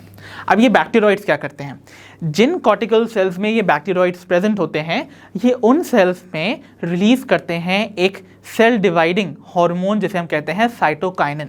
ठीक है, तो देखिए क्या होने वाला है कि सपोज अगर ये एक सेल है, ये वो कॉर्टेक्स का सेल है जिसमें कि ये बैक्टीरॉइड प्रेजेंट था। ठीक है, तो ये क्या रिलीज करेगा, साइटोकाइनिन। ओके, और साथ ही साथ यहां पर एक और हार्मोन जो कि सेल डिवीजन को एक तरह से प्रमोट करता है वो हार्मोन भी सिंथेसाइज होगा, दैट इज ऑक्सिन। और ये ऑक्सिन हार्मोन कौन सिंथेसाइज करेगा, द प्लांट सेल इटसेल्फ। तो प्लांट सेल खुद रिलीज कर रहा है ऑक्सिन, और ये जो बैक्टीरॉइड है ये सिक्रीट कर रहे हैं cytokinin. Together both of these hormone जो हैं वो सेल की डिवीजन स्टार्ट करते हैं, और सेल डिवीजन एक तरह से इंड्यूस हो जाती है, right, it is bound to happen. और उसकी वजह से जब ये सेल्स कंटिन्यूसली डिवाइड करते हैं due to the presence of these division promoting hormones, आपको यहाँ पर बहुत सारे सेल्स का एक लंप देखने को मिलता है which is called the root nodule. तो ये जो ब्लू कलर का आपको लंप नजर आ रहा है ना, this is basically the root nodule. So I hope आपको समझ में आया कि कैसे रूट नोड्यूल्स फॉर्म हुए। तो रूट नोड्यूल्स क्या हैं, they are the site of nitrogen fixation. और कैसे अब ये नाइट्रोजन फिक्सेशन कॉज करवाएंगे, तो बेसिकली अगर मैं आपको एक रूट नोड्यूल का सेल एनलार्ज करके बताऊं तो आपको यहां पर कुछ कंडीशन देखने को मिलेंगी। सबसे पहले आपको इस रूट नोड्यूल के सेल के अंदर कुछ एंजाइम्स देखने को मिलेंगे। सो ये हैं वो नाइट्रोजन फिक्सिंग एंजाइम्स जिन्हें हम बुलाते हैं nitrogenase.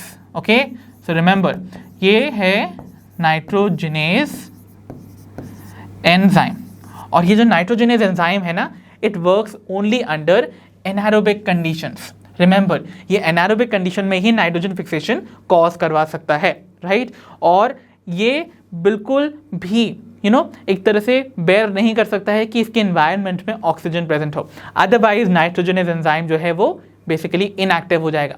So it is very highly sensitive to the presence of molecular oxygen, मतलब मॉलिक्यूलर ऑक्सीजन जो है वो इस नाइट्रोजनेज एंजाइम को बिल्कुल भी नहीं चाहिए फॉर इट्स एक्टिविटी, ठीक है?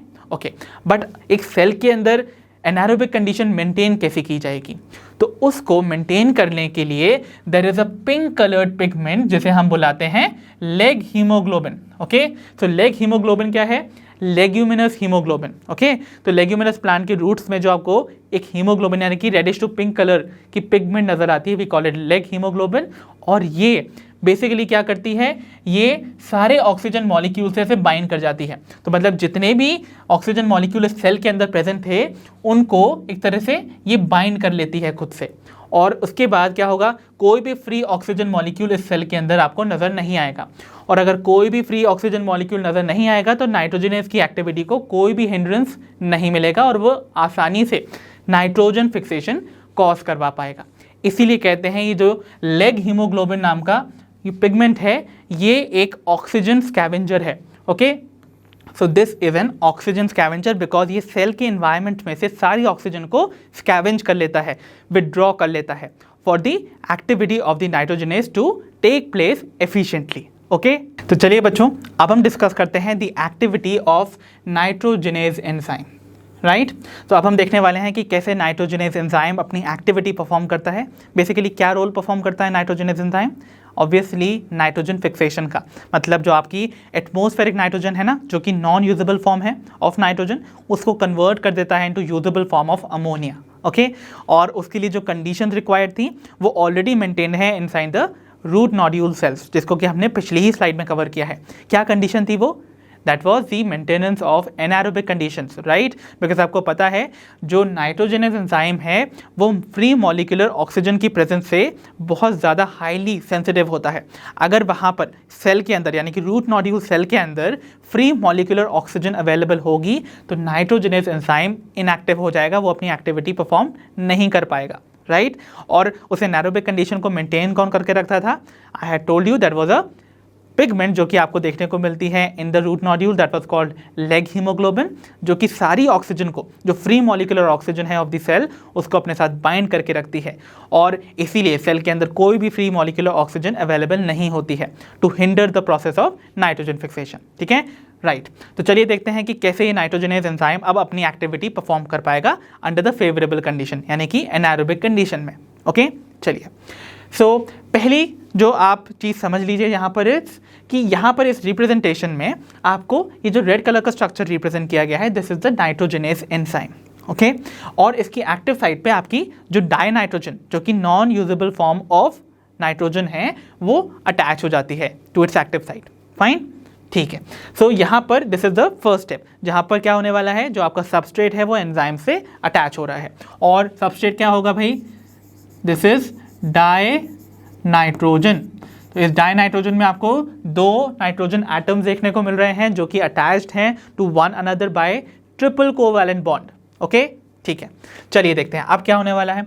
एक बार ये बाइंडिंग हो गई तो अब आप देखेंगे कि दो हाइड्रोजन आयंस एंड दो electrons in the form of two hydrogen atoms जाके बाइंड करना चाहेंगे with these two nitrogen atoms. अब दो नाइट्रोजन एटम को एक एक हाइड्रोजन से अगर बाइंड करना है तो इनको अपनी एक एक वैलेंसी फ्री रखनी होगी, राइट? ओके, तो ये क्या करने वाले हैं, ये अपना एक बॉन्ड तोड़ देंगे। अभी तक ये ट्रिपल कोवैलेंट बॉन्ड से अटैच थे, इजंट इट? अब ये डबल कोवैलेंट बॉन्ड से अटैच हो जाएंगे बिकॉज एक एक बॉन्ड ये फॉर्म करेंगे विद हाइड्रोजन ईच, ठीक है? और रिजल्ट करेंगे into the formation of a structure जो कि कैसे रिप्रेजेंट होगा? NH NH, right? तो ये जो स्ट्रक्चर होने वाला है, इस स्ट्रक्चर को हम बुलाते हैं diamide. So remember this is called diamide. Now what is going to happen?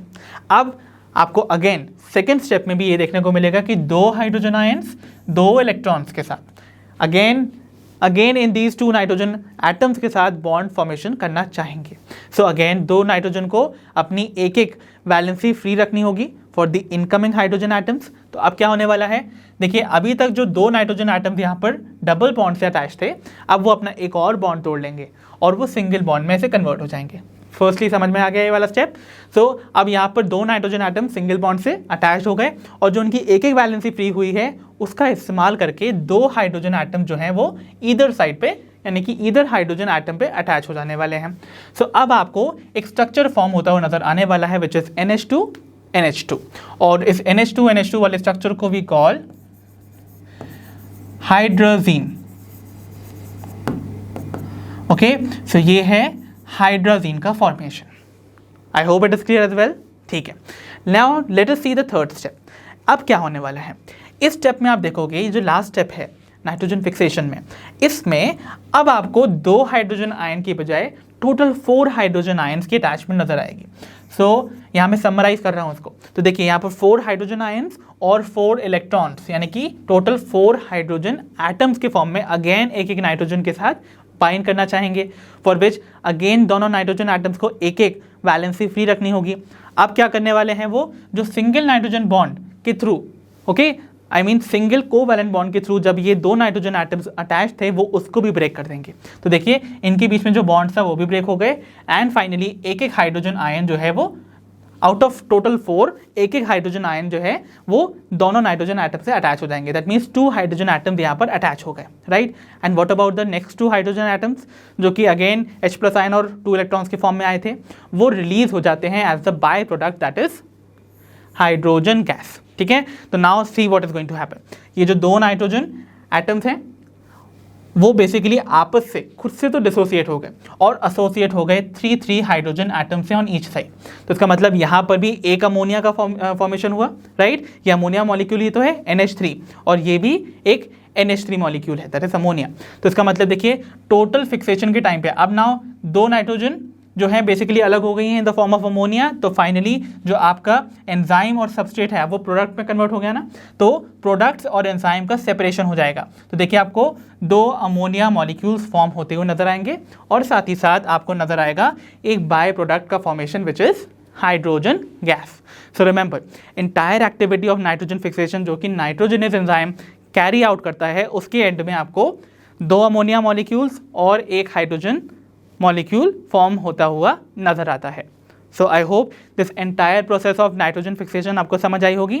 अब हम इसको बेसिकली समझने की कोशिश करते हैं in the form of a chemical equation. So अगर हम ध्यान से देखें, वी बिगैन विथ नाइट्रोजन और dinitrogen molecule, right.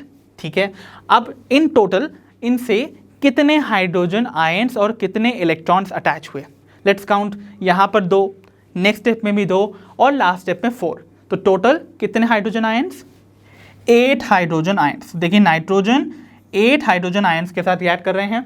Total कितने इलेक्ट्रॉन्स यहाँ पर इन्वॉल्व थे, तो देखिए अगेन 2, 2 एंड 4 कितने हुए भाई, 8 electrons, right. And remember one thing, in 8 electron के ट्रांसफर में, रिमेंबर एक इलेक्ट्रॉन के ट्रांसफर में यू रिक्वायर 2 ATP मॉलिक्यूल्स। तो टोटल अगर 8 इलेक्ट्रॉन्स का इस्तेमाल हुआ है इस एंटायर रिएक्शन में तो आपको कितने ATPs लगे होंगे, 8 to the 16 ATPs।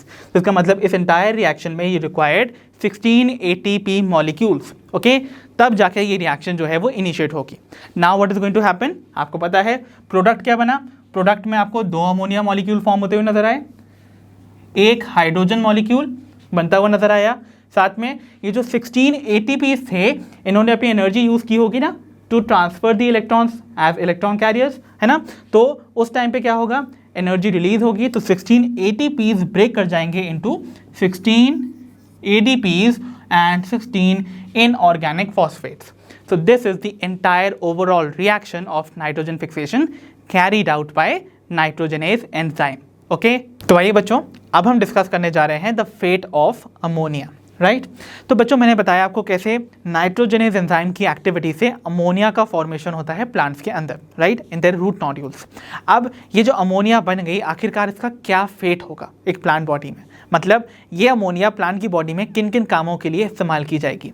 Late us try to understand that. So at physiological pH की बात की जाए, मतलब एक ऐसा पीएच जिस पे कि नॉर्मल बॉडी की फंक्शनिंग हो रही है प्लांट के अंदर, उस पर जो अमोनिया फॉर्म हुई थी वो प्रोटोनेटेड हो जाती है to form ammonium ions, right. तो ये जो अमोनिया बनी थी, इस अमोनिया में अटैचमेंट होगा एक H+ आयन यानी कि एक प्रोटॉन का या फिर एक हाइड्रोजन आयन का, और फॉर्मेशन हो जाता है of NH4 positive ion, that is ammonium ion. But the problem is कि ये जो अमोनियम आयन है ये प्लांट की बॉडी में एक्यूमुलेट नहीं हो सकता।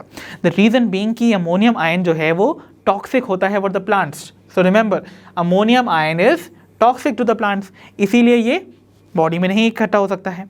तो इसीलिए इसको इमीडिएटली यूज किया जाता है to form amino acids by 2 methods और 2 वेज, राइट। तो कौन कौन से हैं वो मेथड्स या ways? First method of the way is the reductive amination, okay, and the second one is called transamination. So हम यहाँ पर 2 तरीके आप पढ़ने जा रहे हैं जिनके थ्रू अमोनियम आयन का इस्तेमाल करके अमाइनो एसिड्स का सिंथेसिस होता है प्लांट की बॉडी में। तो आइए बच्चों, अब हम डिस्कस करते हैं हमारा first method of amino acid synthesis which is called reductive ammunition. तो बच्चों, इसको रिडक्टिव एमिनेशन क्यों कहते हैं उसको समझने से पहले let us try to get an overview of this entire process. तो इस एंटायर मैकेनिज्म में क्या हो रहा है उसको हम एक मास्टर रिएक्शन के फॉर्म में समझ लेते हैं, जो कि इस पर्पल ब्लॉक में आपको दे रखी है। सो आपको बस इतना याद रखना है, इस रिएक्शन में एक ऑर्गेनिक एसिड से हम एक अमाइनो एसिड का सिंथेसिस करने वाले हैं, ठीक है। अब ऑर्गेनिक एसिड में बेसिकली ऑर्गेनिक एसिड क्या हुआ? एक ऐसा एसिड जिसमें कार्बोक्सिल ग्रुप प्रेजेंट हो, राइट। अब अगर इस ऑर्गेनिक एसिड में मैं एक अमाइनो ग्रुप ऐड कर दूं तो अमाइनो एसिड बन जाएगा ना, है ना। आपको याद होगा अमाइनो एसिड क्या होते थे? अमाइनो एसिड वो ऑर्गेनिक एसिड्स होते थे जिनके पास अल्फा कार्बन पे एक कार्बोक्सिल ग्रुप भी प्रेजेंट हो और एक अमाइनो ग्रुप भी प्रेजेंट हो, इजंट इट? ठीक है। सो अगर मैं इस ऑर्गेनिक एसिड में एक अमाइनो ग्रुप ऐड कर दूं तो क्या बनेगा? Amino acid. और वो अमाइनो ग्रुप आएगा कहाँ से? तो वो अमाइनो ग्रुप आता है फ्रॉम दिस अमोनियम आयन, जो कि बना था after the protonation of the ammonia gas, जो कि बनती थी by the process of nitrogen fixation. तो नाइट्रोजन फिक्सेशन से अमोनिया गैस बनी, अमोनिया गैस प्रोटोनेटेड होगी टू फॉर्म अमोनियम आयन। अब ये अमोनियम आयन जाके एक ऑर्गेनिक एसिड से रिएक्ट करेगा to form amino acid, right. और इस रिएक्शन को कंप्लीट करवाने के लिए you need a hydrogen donor. तो हाइड्रोजन डोनर जो है वो आता है in the form of NADPH, ठीक है। तो NADPH बेसिकली हाइड्रोजन डोनर है जो कि हाइड्रोजन को इस रिएक्शन में दे देगा और खुद ऑक्सीडाइज हो जाएगा टू NADP, ठीक है। ओके, तो अगर इस NADPH ने हाइड्रोजन दिया है इस रिएक्शन में, मतलब इसने इस रिएक्शन को एक तरह से क्या किया? रिड्यूस कर दिया ना, because addition of hydrogen is what? Reduction, right. Okay, so यहाँ पर NADPH NADP में कन्वर्ट हो गया and the bye product form would be water, ठीक। सो इसीलिए इस रिएक्शन को हम बुलाते हैं रिडक्टिव एमिनेशन, ठीक है। क्यों भाई? देखिए समझिए, एमिनेशन का मतलब क्या होता है? Addition of amino group. तो अमाइनो ग्रुप का एडिशन हो रहा है ना, कैसे? अमोनियम आयन अपने पास से अमाइनो ग्रुप को डोनेट कर रहा है टू दिस ऑर्गेनिक एसिड, इसलिए ये एमिनेशन हुआ। और रिडक्टिव क्यों? बिकॉज इस रिएक्शन को कंप्लीट करने के लिए हाइड्रोजन ऐड कर रहा है NADPH, और addition of hydrogen is reduction, इसीलिए इस टाइप के एमिनेशन को हम कहते हैं रिडक्टिव एमिनेशन, ठीक है। Okay, so I hope you got the overall process. Okay, अब हम इसी प्रोसेस को, इस मास्टर रिएक्शन को एक तरह से समझ लेते हैं with the help of 2 best examples. तो सबसे पहले let us begin with the first organic acid which is alpha ketoglutaric acid, या फिर जिसको हम अल्फा कीटोग्लूटरेट भी बुला सकते हैं। ये जो ऑर्गेनिक एसिड है this is a 5 carbon compound, ठीक है। ओके, तो एज यू नो इस ऑर्गेनिक एसिड पे अल्फा पोजीशन पे एक कीटो ग्रुप प्रेजेंट है और मुझे उस कीटो ग्रुप को रिप्लेस करना है by an amino group, right. तो देखिए क्या होने वाला है। सो यहाँ पर देखिए क्या होगा, इस जगह पर आपको ऐसे कीटोन ग्रुप देखने को मिल रहा होगा अल्फा पोजीशन पे। अब मुझे क्या करना है, इस O को रिमूव करना है और इस जगह पर क्या प्लेस कर देना है? एक NH2 group, right. That means I have to remove this oxygen, है ना। ओके, और ऑब्वियसली जो प्रोडक्ट बनेगा उसमें आप वाटर भी देख रहे हैं फॉर्म होता हुआ नजर आएगा, इजंट इट। तो उसके लिए you require what? Hydrogen again, जिसके लिए NADPH जो है हाइड्रोजन प्रोवाइड करेगा। सो देखिए आपको अमाइनो ग्रुप का अटैचमेंट कहाँ से मिल रहा है, देखिए आपका जो अमाइनो ग्रुप है वो आएगा फ्रॉम दी अमोनियम आयन और वो अटैच हो जाएगा to this alpha keto carbon, ठीक है, और फॉर्मेशन होता हुआ नजर आएगा एक अमाइनो ग्रुप का, है ना, यहाँ पर अटैचमेंट नजर आएगा और बन जाएगा एक अमाइनो एसिड जिसका नाम होगा ग्लूटामिक एसिड और ग्लूटामेट, ठीक है। सो याद रखिए कीटो ग्रुप रिप्लेस हो गया by the amino group and formation हुआ अमाइनो एसिड का, ठीक, ओके। और यहाँ पर NADPH रिड्यूस कर देता है इस रिएक्शन को और खुद सेल्फ ऑक्सीडाइज होकर बना लेता है NADP। तो ये तो कांस्टेंट रहने वाला है हर रिएक्शन में, ओके। अब हम देखते हैं हमारा सेकेंड टाइप का एग्जाम्पल, जिसमें कि आप अगेन देखने वाले हो एक और ऑर्गेनिक एसिड जिसका नाम है ऑक्सैलो एसिटिक एसिड, जो कि क्या है भाई, एक 4 कार्बन कंपाउंड है, राइट, या 4 कार्बन वाला आपका ऑर्गेनिक एसिड है। इस पे भी अगेन आपका जो अमोनियम आयन है वो NH2 ग्रुप को डोनेट करेगा और फॉर्म होगा एक अमाइनो एसिड जिसका नाम होगा एस्पार्टिक एसिड और simply aspartate, right, okay. And again यहाँ पर H2O और NADP जो है वो फॉर्म होंगे एज द प्रोडक्ट्स।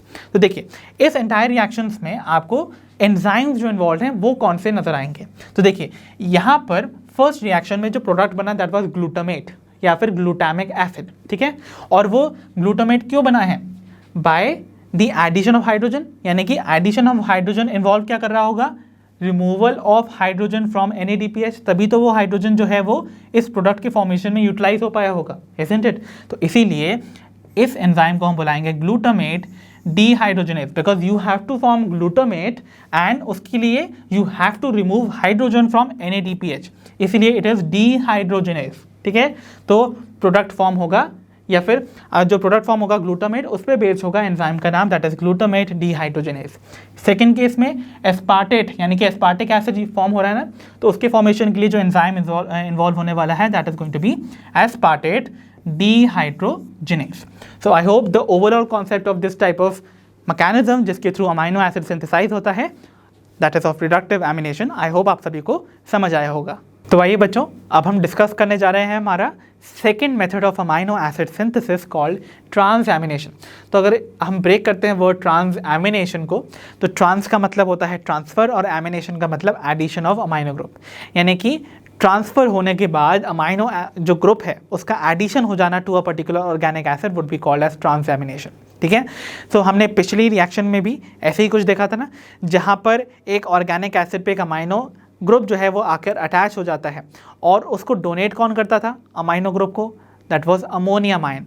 बट इस पर्टिकुलर टाइप के मैकेनिज्म में जो अमाइनो ग्रुप का डोनर होगा वो खुद एक अमाइनो एसिड होगा, ओके। तो अमाइनो एसिड अपना अमाइनो ग्रुप जो है वो ट्रांसफ़र कर देगा एक ऑर्गेनिक एसिड को और फॉर्म करेगा एक another type of amino acid, ठीक है, ठीक है। तो देखिए यहाँ पर क्या होने वाला है, it involves transfer of amino group from one amino acid to the keto group of a keto acid, जो कि बेसिकली एक ऑर्गेनिक एसिड ही है। और इस पर्टिकुलर मैकेनिज्म को फॉलो करके बहुत सारे अमाइनो एसिड जो फॉर्म होते हैं उन सभी रिएक्शंस में आप देखेंगे कि जो एक कॉमन अमाइनो एसिड जो कि अमाइनो ग्रुप का डोनर बन रहा है that is going to be glutamic acid. So remember glutamic acid नाम का जो ये अमाइनो एसिड है वो मेजॉरिटी ऑफ द रिएक्शंस जो कि इस मैकेनिज्म को फॉलो करती हैं उनमें अमाइनो ग्रुप का डोनर की तरह एक्ट करता है। So remember this thing.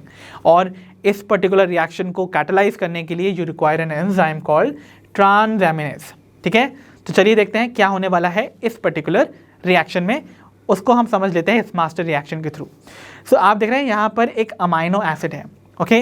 तो दिस इज अमाइनो एसिड जो कि खुद एक अमाइनो डोनर का काम करेगा, मतलब कि खुद का अमाइनो ग्रुप जो है वो ट्रांसफर कर देगा इस अमाइनो एक्सेप्टर को जो कि एक ऑर्गेनिक एसिड है। तो लेट अस कंसीडर कि ये जो फर्स्ट केस में यहाँ रिप्रेजेंट किया जा रहा है this is going to be amino acid से इसका नाम है X, ठीक है। तो जब ये अमाइनो एसिड अपना अमाइनो ग्रुप खुद डोनेट कर देगा टू दिस ऑर्गेनिक एसिड, तो इसका मतलब इसके पास से खुद का अमाइनो ग्रुप चला गया, तो अब ये नॉर्मल ऑर्गेनिक एसिड ही तो हो गया ना। तो इसका मतलब अमाइनो ग्रुप देने के बाद ये खुद कन्वर्ट हो जाएगा इनटू एन ऑर्गेनिक एसिड। सो अब ये बन जाएगा organic acid X। Got it, ठीक है। और अगर बात की जाए यहाँ पर जो कि ओरिजिनली सबस्ट्रेट में या रिएक्टेंट की तरह काम कर रहा था एक ऑर्गेनिक एसिड जो कि अमाइनो ग्रुप को एक्सेप्ट कर रहा है फ्रॉम द अमाइनो एसिड। तो अब देखिए यहाँ पर ओरिजिनली तो ये क्या था, this was an organic acid, तो दिस इज ऑर्गेनिक एसिड, और लेट से इस ऑर्गेनिक एसिड को हम Y बुला लेते हैं, ठीक है। तो इस ऑर्गेनिक एसिड ने इस अमाइनो एसिड से अमाइनो ग्रुप ले लिया, और अमाइनो ग्रुप अगर किसी ऑर्गेनिक एसिड में जुड़ जाता है तो अब वो कहलाता है अमाइनो एसिड। तो इसका मतलब ये बन गया आपका अमाइनो एसिड Y, ठीक है, ओके। और एक एग्जाम्पल के तौर पे चलिए हम समझ लेते हैं इस पर्टिकुलर टाइप की रिएक्शन में। तो मैंने आपको बोला था मोस्ट ऑफ द रिएक्शंस में जो ग्लूटामिक एसिड है this is going to act as an amino group donor. तो अगर मैं यहाँ पर अमाइनो डोनर की जगह पे ले लूँ ग्लूटामिक एसिड, लेट्स से यहाँ पर मैंने लिया ग्लूटामिक एसिड, और इस ग्लूटामिक एसिड ने अपना अमाइनो ग्रुप दिया एक ऑर्गेनिक एसिड को, लेट्स से वो था आपका ऑक्सैलो एसिटिक एसिड, तो जिसको मैं सिंपली OAA लिख देता हूँ, ठीक है। तो ये क्या है, एक ऑर्गेनिक एसिड है और glutamic acid was an amino acid, ठीक।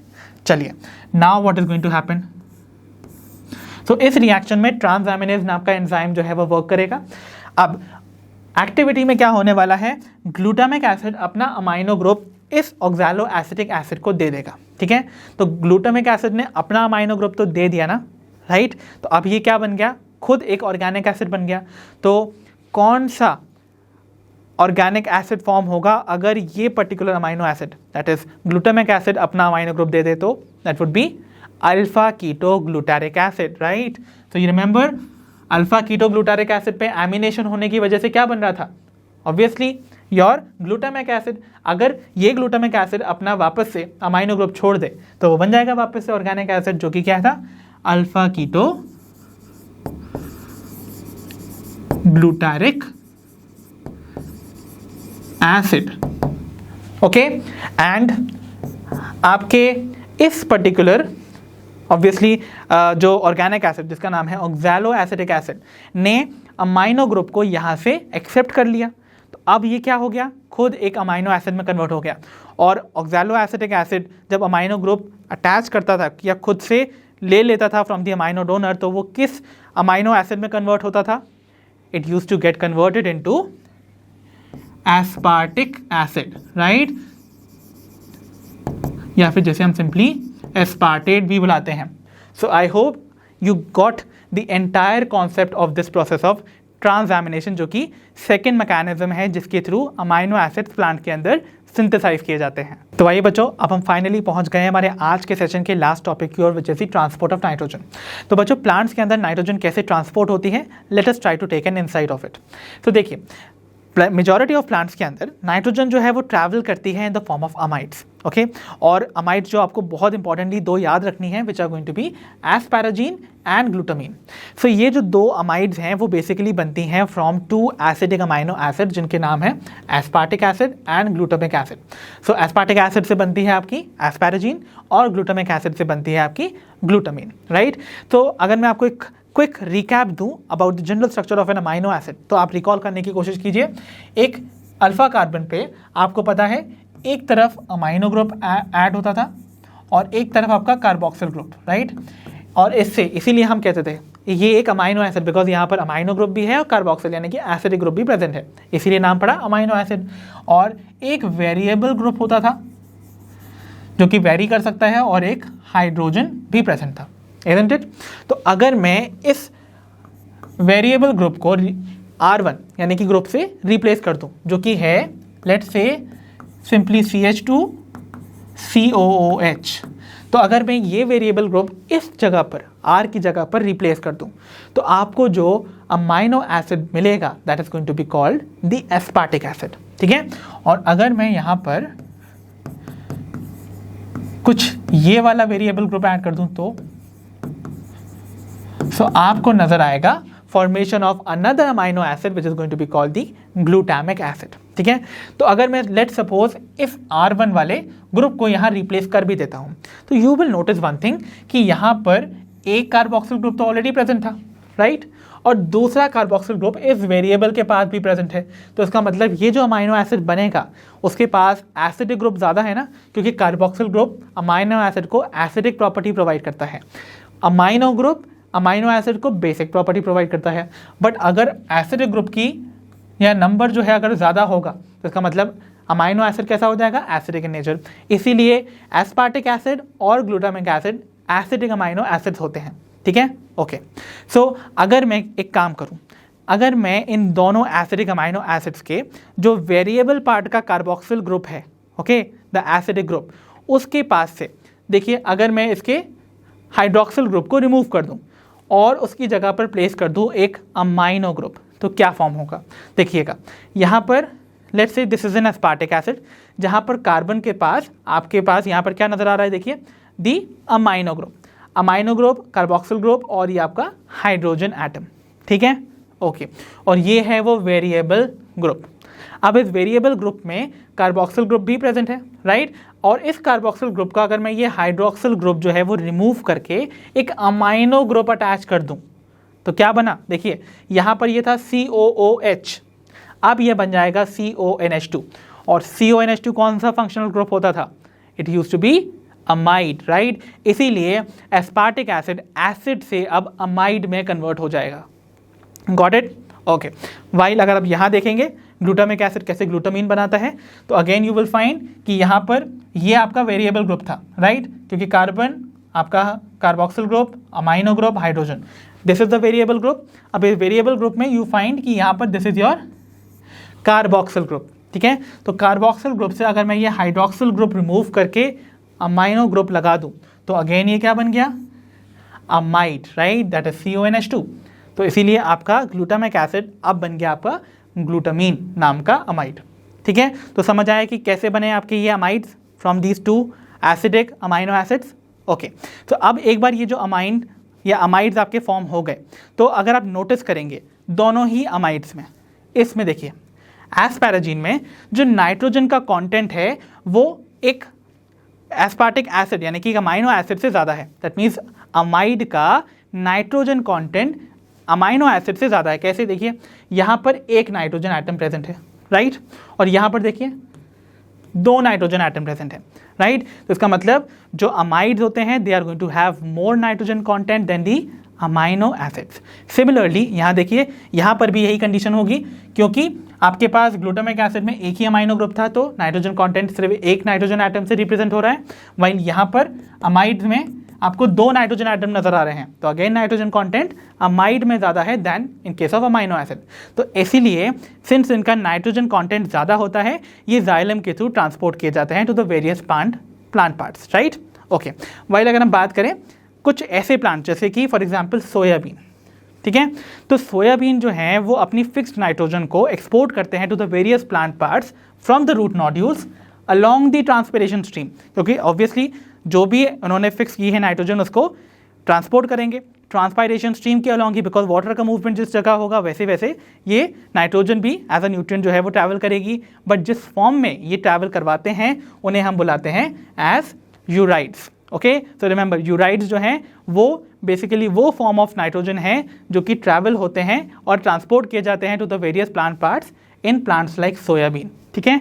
और याद रखिएगा यूराइड्स में भी जो नाइट्रोजन का कंटेंट है कार्बन के एस्पेक्ट में वो ज़्यादा है, तो nitrogen is to carbon ratio would be high, तो nitrogen content will be more than the carbon content, right. तो बच्चों इसी के साथ हमारा चैप्टर मिनरल न्यूट्रिशन होता है फिनिश। आई होप इस चैप्टर से रिलेटेड सारे कॉन्सेप्ट्स आपके हुए होंगे क्रिस्टल क्लियर। सो अब हम मिलेंगे अपनी नेक्स्ट वीडियो में। Until then you take care of yourself, पढ़ते रहिए, और जैसा कि आप सभी जानते हैं लर्न हाउ फ्री है पर बेस्ट है।